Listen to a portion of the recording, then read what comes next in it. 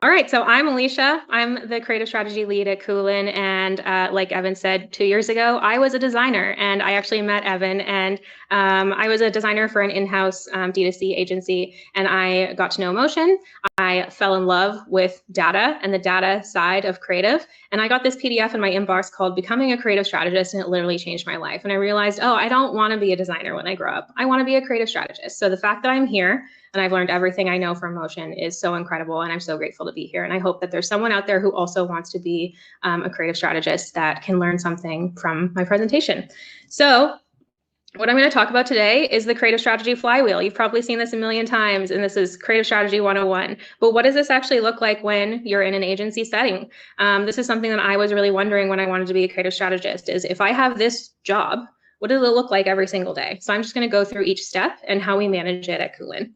So the first step is research. This does not represent all of the research that I do. There's lots and lots of skills and strategies that you guys are learning in this summit about that. But this represents how I organize and I store it. And this is our version of a creative strategy workflow, which you've probably seen a million times. I think the first one I ever saw was 2 years ago from Dara Denny, and it was in a Word doc, but we house ours in Notion. And really, this is just a house for all of the information and all of the research that I gather for our clients. And I go through this process for creative onboarding, but I also update it monthly, quarterly, and I share it with the rest of my team, because there's really no reason for all of this research to exist in my head when we also have a retention team and we also have a growth team and we have other people on the team who can collaborate with me. So I just make sure that I have to house it in this Notion document. And these are all of the most important parts. And I will highlight that reviews is my favorite. I get everything I need from reviews. So this is also where I house all of my review analysis.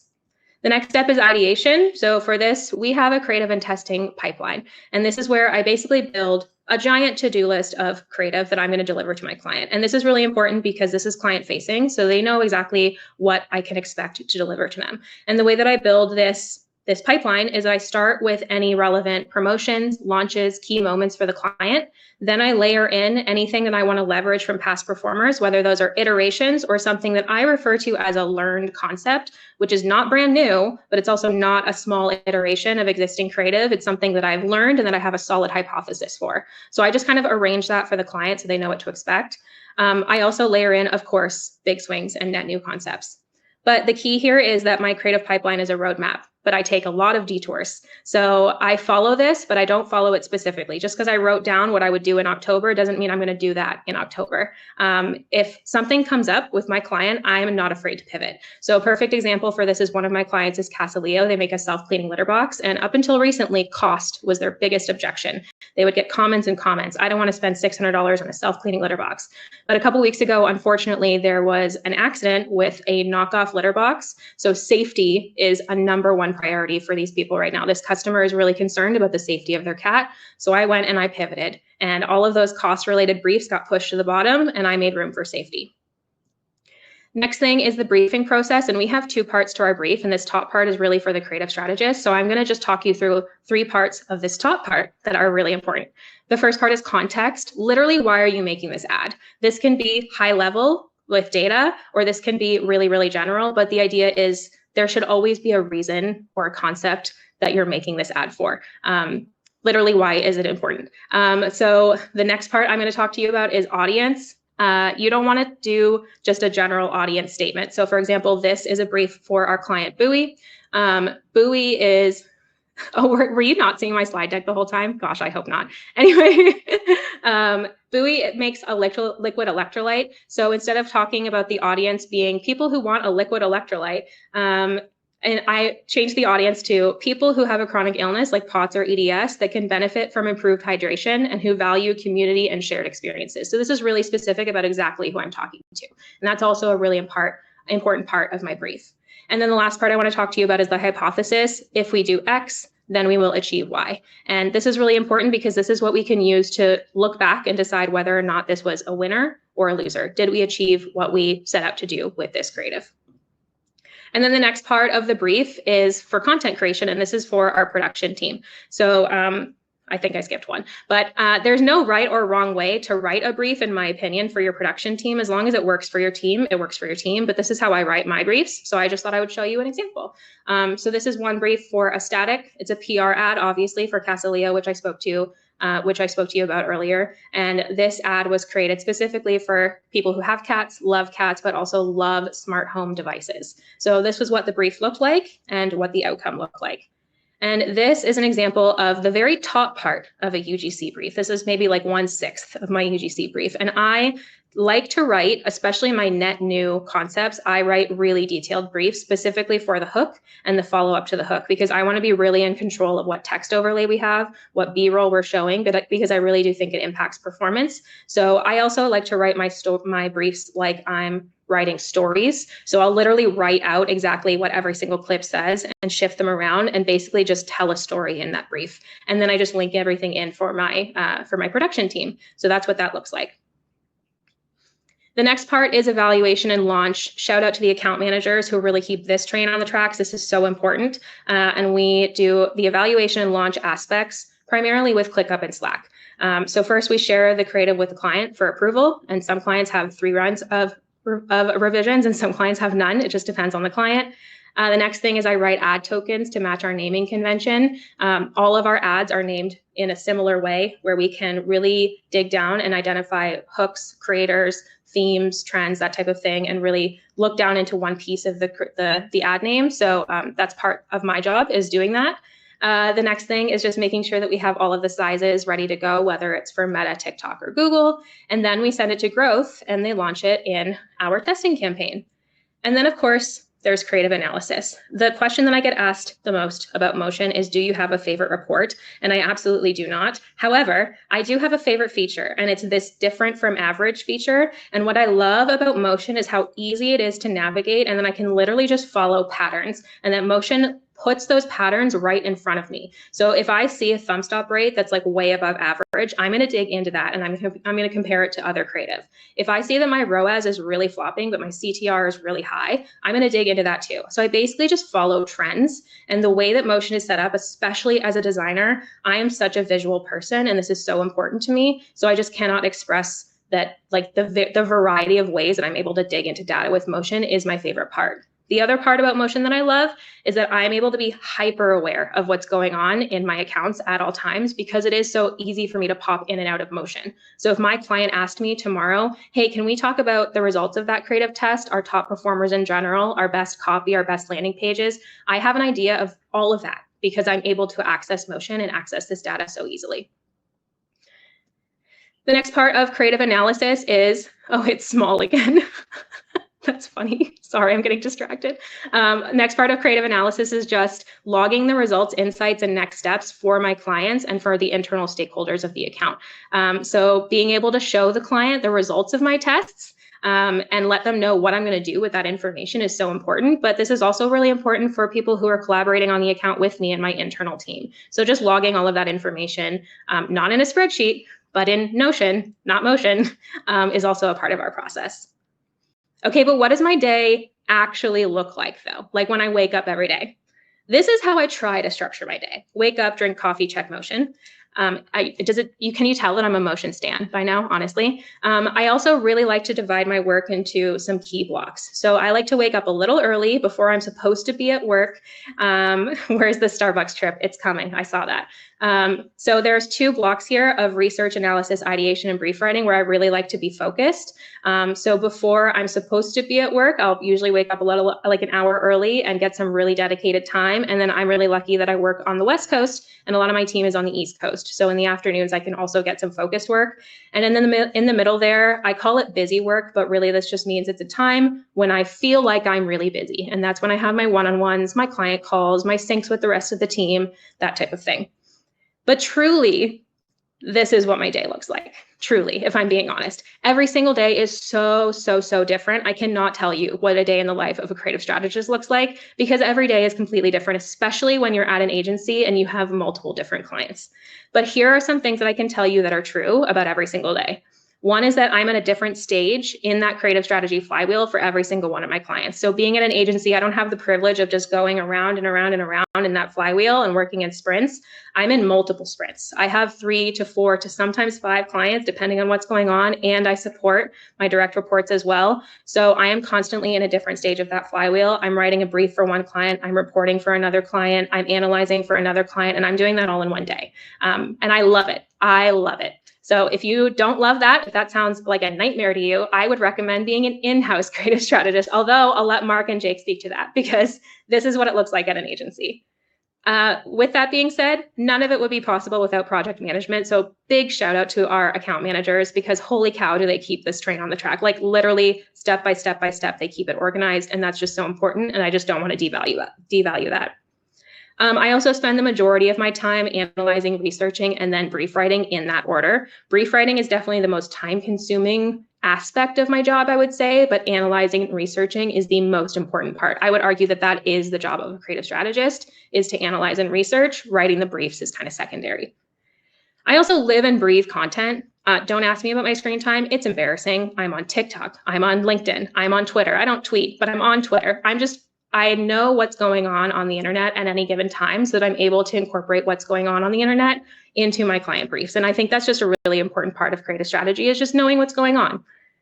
And I love my job. I'm just going to end this on a good note. I love this job. I'm happy to be here. And I'm really happy and grateful that I made the pivot from design to creative strategy. So if you are a designer or you work in creative on the creative side of things and you've been thinking about working in creative strategy, I highly recommend investigating this. It's really cool. It's a really cool way to associate data and science with your designs and really get that dopamine hit of like, okay, but did this actually work and actually help?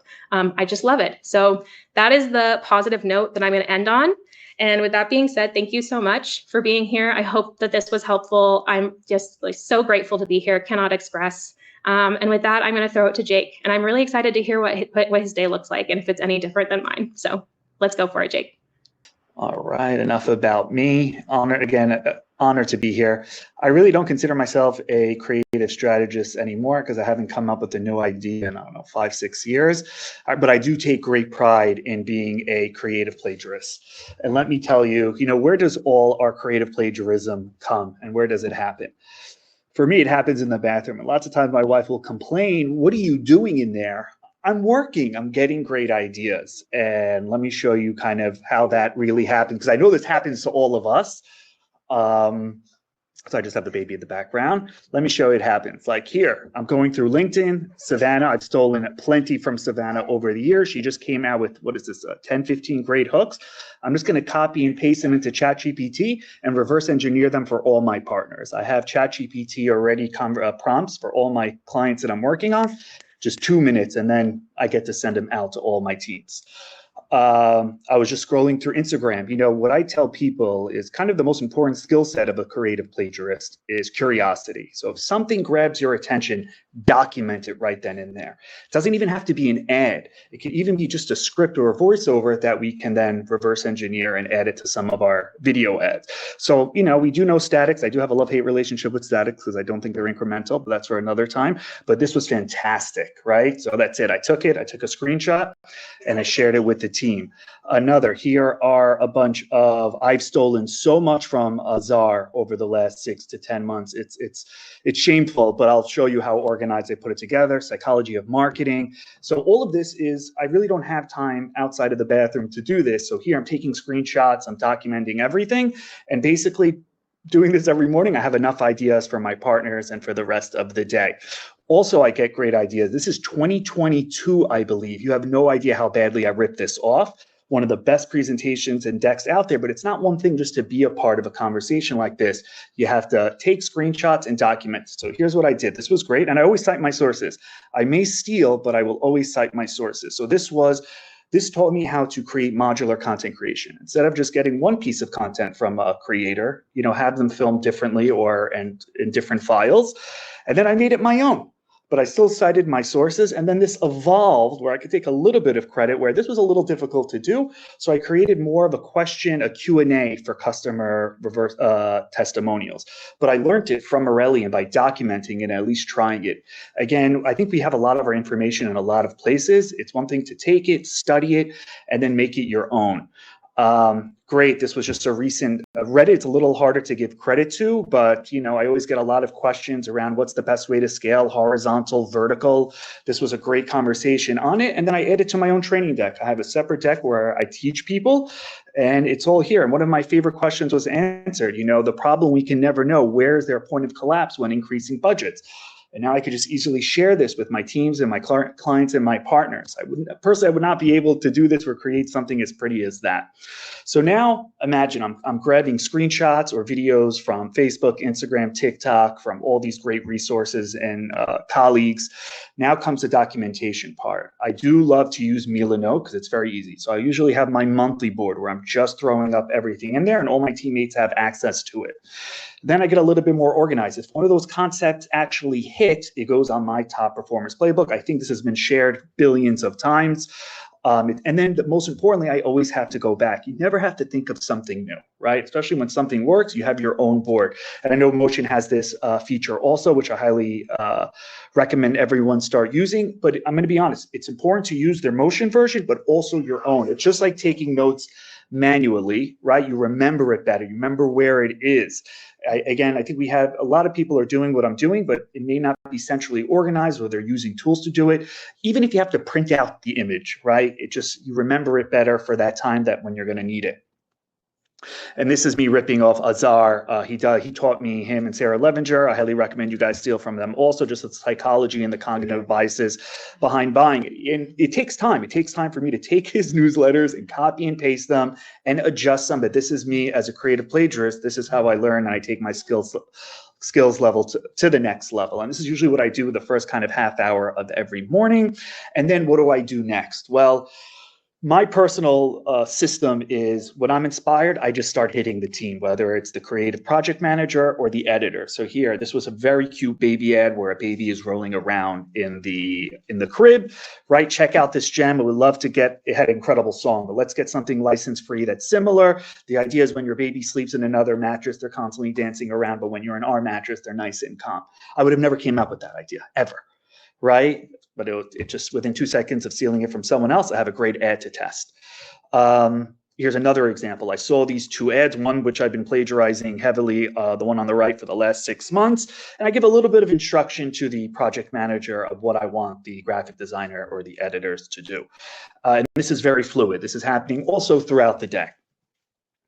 The next level I've done when it comes to plagiarism is, again, if something ever captures your attention, right? Whether it's Facebook, Instagram, or TikTok, even if it's not related, there's a tool called Descript where you can, usually I'll record the video, I'll upload it to Descript and get the text. It's a voice to text feature.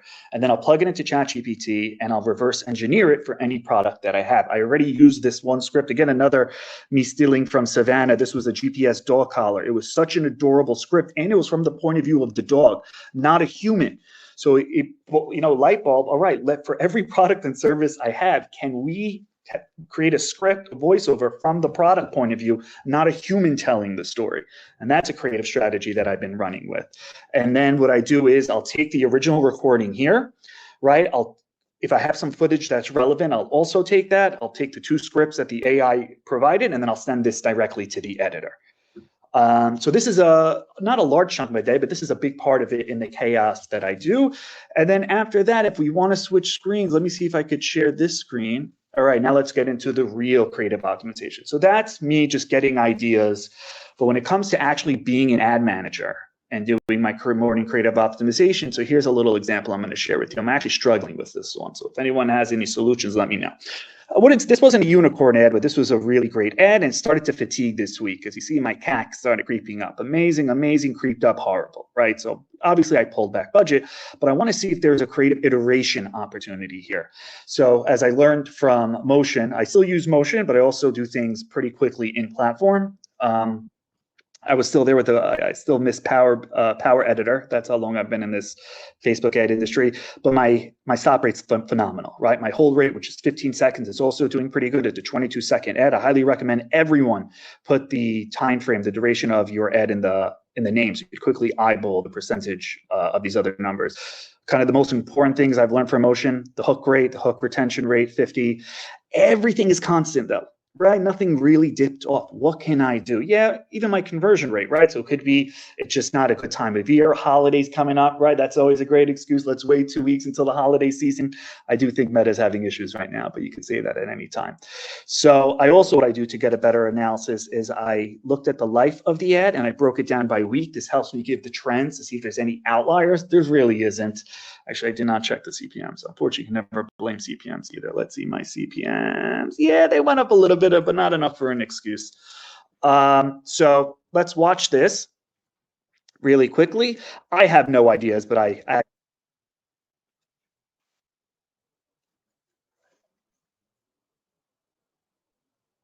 great ad. So in situations like this, where there's not something really standing out, because this is, I wouldn't call it a unicorn ad, but something that has performed really well for us, one of the things I'm going to do is I'm going to tell a team, hey, listen, we have winning footage and winning voiceover. Let's take this voiceover and apply it to other footage or new footage. And let's take the footage that we have here, which we know also performing well, and let's create a new voiceover for it. So I wasn't really, unfortunately, this time, be able to identify anything really wrong or anything really negative with the trends metric wise. But again, what is a winning ad? It's winning footage and winning voiceover. All right, so I'm going to take that and test it out on some other pieces of footage that I have. And that's what I do in a chaotic fashion every day. Thank you. It's time to ship more winning creative with Motion's creative analytics platform that helps you scale winners into unicorns and helps you figure out where your ads might need just a little more help. Join over 2,100 teams shipping winning ads with Motion like Viore, True Classic, Hexclad, and more. Get a free VIP tour today, and you can see how Motion can help your creative strategists and your media buyers speak the same language.